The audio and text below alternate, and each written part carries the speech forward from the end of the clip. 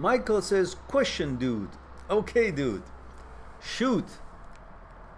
You're prompting the steady kind of happiness independent of the outside, and understand 100%.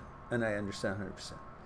But don't you think that craving and finally satisfying desire can lead to a very intense joy and is still compatible with your philosophy? Why sacrifice these high moments by eliminating desire? Who said to eliminate desire? Michael? When did I ever say eliminate desire?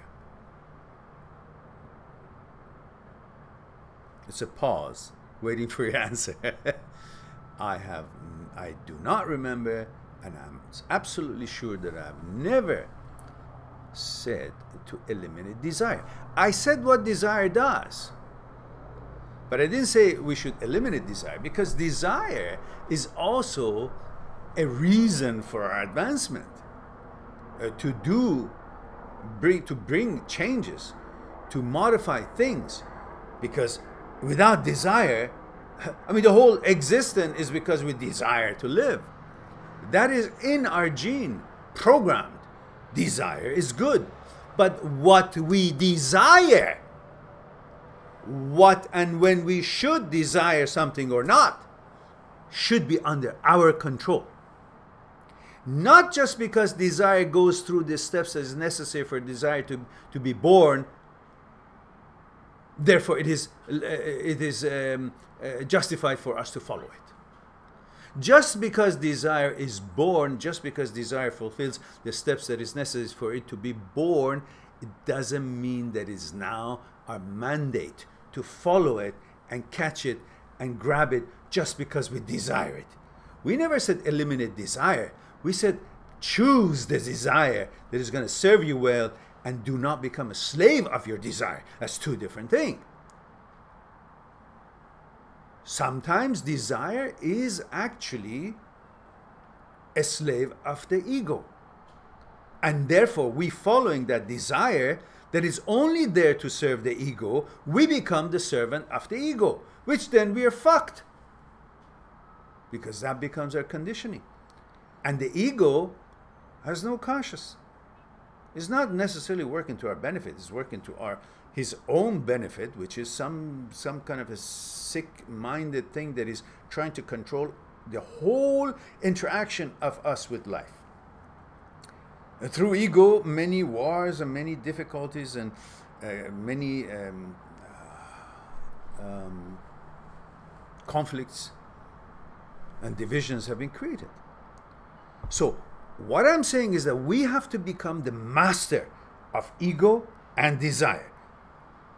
Ego in some points is good. Desire in many cases is good. Beside the joy that you talked about, it inspires and it motivates and it brings about lots of good things that we have in this world. Plus the joy and stuff like that. But you must be the master to choose it. Desire and ego must work for you, not you for them. That's why you, your center, the me, must be the boss, not the slave.